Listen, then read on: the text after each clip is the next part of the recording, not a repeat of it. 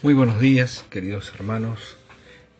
En este día que comienza vamos a compartir la continuidad de los devocionales basados en el libro de los Salmos y en especial el Salmo 119, el salmo más extenso de el libro de los Salmos, pero a la vez el capítulo más extenso de toda la Biblia. Como comenzamos a hacer de un tiempo a esta parte, vamos a dividir el Salmo 119 en cada una de las 22 estrofas que lo componen en sus 176 versículos. Cada una de esas estrofas tienen 8 versículos cada uno, y el inicio de cada estrofa y de cada verso corresponde a la letra del alfabeto hebreo. Hasta ahora hemos visto 2, y en esta tercera estrofa vamos a ver la tercera letra del alfabeto hebreo Gimel. Así, con esta tercera letra comienza cada uno de los versos del Salmo 119, versículo 17 al 24. Antes de continuar, vamos a detener un tiempito, para orar, para pedir a Dios que nos ayude, que nos dé iluminación y entendimiento de la palabra, y luego continuamos. Como dije antes, esta tercera estrofa, del versículo 17 hasta el versículo 24, comienza en cada uno de sus versos con esta tercera letra del alfabeto hebreo, la letra Gimel. Y podría llevar, en virtud de su contenido, este párrafo, el título de Los misterios de la palabra de Dios. Y la palabra clave sería revelación o iluminación. Para poder comprender esta porción de las Escrituras, podemos resumirlas en 4 oraciones o peticiones del salmista hacia Dios. Y cada una de ellas son las expresiones de un siervo y un forastero a la vez en tierra de enemigos. Si queremos imaginar quizás la situación, vemos a un siervo de Dios que está en un lugar del cual él es foráneo, pero no está solo, está rodeado constantemente de enemigos. Y entonces él eleva 4 oraciones a Dios que tienen que ver precisamente con su palabra. La primera oración la encontramos en el versículo 17. Es una oración pidiendo bendición para poder guardar la palabra de Dios. Dice el salmista: haz bien a tu siervo, que viva y guarde tu palabra. Esta es una petición maravillosa. Pedir valientemente bendición, haz bien, mientras que al mismo tiempo se presenta humildemente ante Dios: yo soy tu siervo. Al decir haz bien, el salmista estaba pidiendo mucho, no solo un poco. Y el creyente, como el salmista, es un hombre de grandes expectativas. Que viva y guarde tu palabra, esto es lo que quiero. Por eso el salmista pide la bendición de Dios. No era para la indulgencia o el desgano personal, ni siquiera para ser consolado, sino para que la palabra de Dios pueda ser vivida y guardada en su vida. Esta es una maravillosa oración que honra a Dios y que se escucha en el cielo. Como demostrará el resto de esta sección, el salmista ora así debido a los grandes problemas y presiones que lo habían acosado. Esta sección del Salmo nos muestra que el autor era un hombre que había sufrido profundamente. Versículos 22 y 23, él conoció la persecución. Versículo 17, la privación y el temor por su vida. Versículo 18, temporadas en las que parecía no obtener nada de la palabra de Dios. Versículo 19 y 20, soledad, rechazo y un sentido de abandono. Es en medio de estas pruebas que él quería vivir. No solo sobrevivir, sino también tener una mejor calidad de vida, especialmente en lo que respecta en su relación a Dios por medio de su palabra. La segunda oración es el versículo 18. Abre mis ojos y miraré las maravillas de tu ley. Esta es una oración pidiendo discernimiento para poder entender la palabra de Dios. El salmista reconoce que sin la iluminación de Dios no podía ver lo que podía y debía ver en la palabra de Dios. El verbo abrir en el versículo 18 se usa en la historia de Balaam, donde el Señor abrió los ojos de Balaam para que pudiera ver al ángel del Señor parado en el camino con su espada desenvainada. Tiene que ver con quitarse un velo o cubierta, aquello que está impidiendo contemplar lo que tiene que ser contemplado. Y esto nos recuerda que no es la palabra de Dios la que necesita ser cambiada, como si fuera algo complejo. Somos nosotros los que estamos velados, y no podemos comprender la palabra de Dios a menos que haya una obra del Espíritu en nuestra vida. Los ojos del apóstol Pablo fueron descubiertos cuando se convirtió, y era como si le hubieran caído escamas de sus ojos. Y es que el salmista no necesitaba una nueva revelación, necesitaba ver la revelación que ya se le había dado. Él no necesitaba ojos nuevos, necesitaba ver más claramente con los ojos que ya tenía. Esta es la oración pertinente a todos los tiempos en que la palabra fue dada por Dios para que a través de ella le conozcamos, y esto es maravilloso. También significa que no todos ven las maravillas en la palabra de Dios, pero cuando las ven, deben considerarlas como una evidencia de la bendición y el favor de Dios. Nuestros ojos se abren al leer la Escritura y nos maravillamos de lo que el Espíritu Santo nos va enseñando. Pensemos en todo lo que hay en la Biblia que muchas veces no vemos. Pensemos en toda la maravilla, en todo el tesoro que hay allí, pero muchas veces no lo vemos. Podemos ver algunas cosas, aunque no podemos ver todo. Y algunas veces pensaremos que vemos cosas que no están realmente ahí. Aquellos que ven más que yo no son necesariamente más inteligentes o mejores, simplemente sus ojos están más abiertos porque hay una disposición de que sea así por parte de Dios en sus vidas. Si queremos ver cosas maravillosas en las Escrituras, no es suficiente que simplemente le pidamos a Dios que abra nuestros ojos para que podamos verla. También debemos estudiar la palabra de Dios, la Biblia, con detenimiento.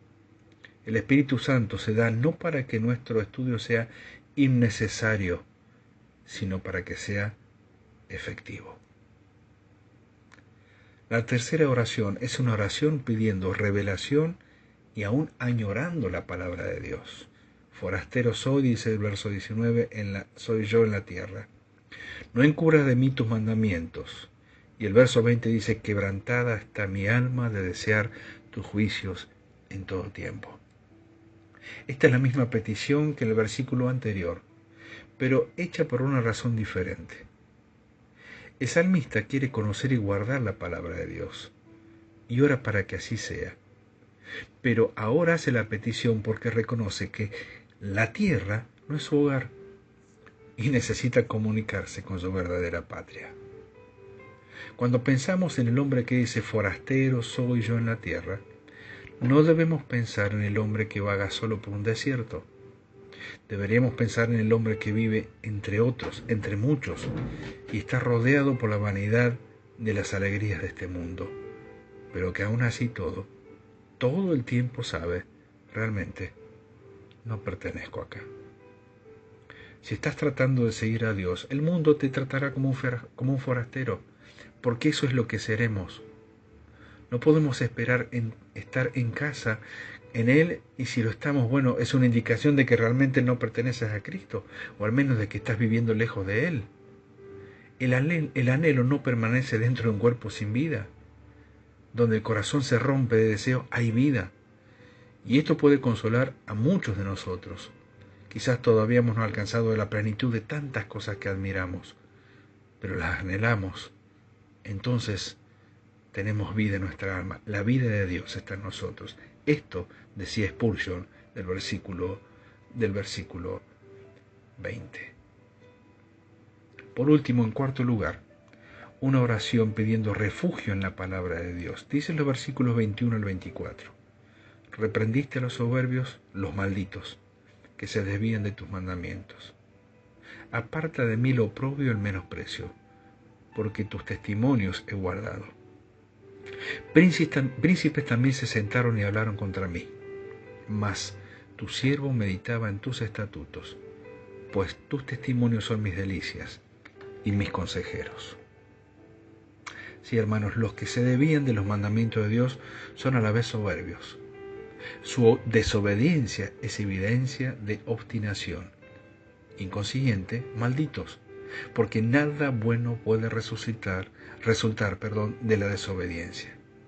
Entonces, y desde este lado de la historia revelada en la palabra de Dios, que las historias de Caín, de Faraón, de Amán, de Nabucodonosor y de Herodes nos sigan mostrando que a los orgullosos bajo la reprensión y la maldición de Dios nunca les fue bien. El salmista sabe por experiencia propia que cada vez que anheló e intentó hacer de la palabra de Dios lo primero en su vida, su obediencia fue un problema para el mundo incrédulo. Y la consecuencia inmediata para él fue el oprobio, el menosprecio y la calumnia. El oprobio es desagradable. Es la expresión de desaprobación o aún de decepción hacia una persona. Sin embargo, el menosprecio es aún peor, porque es el sentimiento de que esa persona está por debajo de la consideración, que no vale nada, que es inútil. Peor aún es la calumnia, que tiene como base la mentira y el argumento sin prueba de una supuesta mala conducta. Y esto pasa por pretender aferrarnos a la palabra de Dios y querer hacer de ella el centro, el norte, la fuente que sustenta nuestra vida. Nunca nos faltará oposición. ¿Estás trabajando para Dios? ¿Entendés que estás en el centro de su voluntad? ¿Que le estás sirviendo y que estás honrándolo con tu vida? Y aún pareciera que a tu alrededor hay tormentas, circunstancias difíciles, oposición, calumnia, oprobio, menosprecio, tal como hemos explicado. Bueno, quiere decir que estás haciendo lo que Dios quiere. Pero esta vez, y en esta expresión, y como un círculo virtuoso, el salmista, como debiéramos hacer cada uno de nosotros, no se enreda en discusiones inútiles. No se queda a argumentar. Él es un hombre de una sola acción, pero una sola acción que se repite una y otra vez, porque Él se eleva por encima de estas circunstancias dolorosas, al guardar los testimonios de Dios, al meditar en los estatutos de Dios y por lo tanto al deleitarse en ellos. Es una forma de acallar el oprobio, el menosprecio y la calumnia. No me importa lo que digan los demás, me importa lo que me diga Dios en su palabra.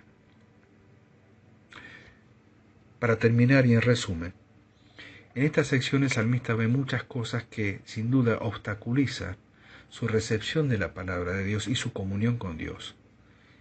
Y él ora para estar protegido de todo ello.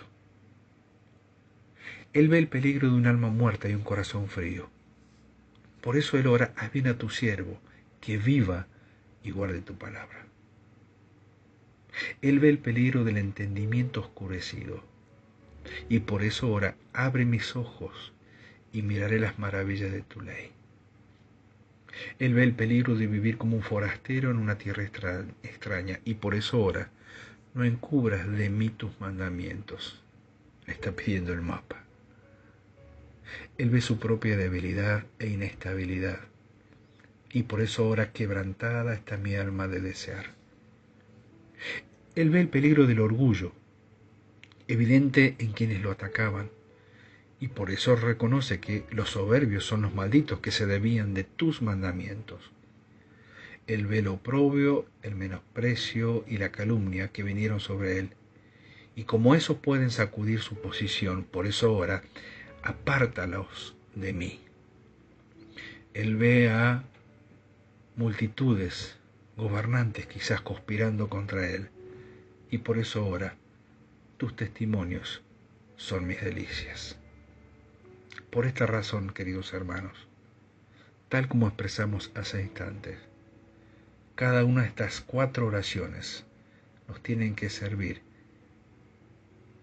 en este tiempo en donde muchas veces la palabra sufre oposición. Pero tenemos que hacer como este hombre de Dios. Él se eleva por encima de las circunstancias dolorosas al guardar los testimonios, meditar en los estatutos y por lo tanto deleitarse en la palabra de Dios. Imitemos al salmista. Que el Señor bendiga su palabra en este nuevo día.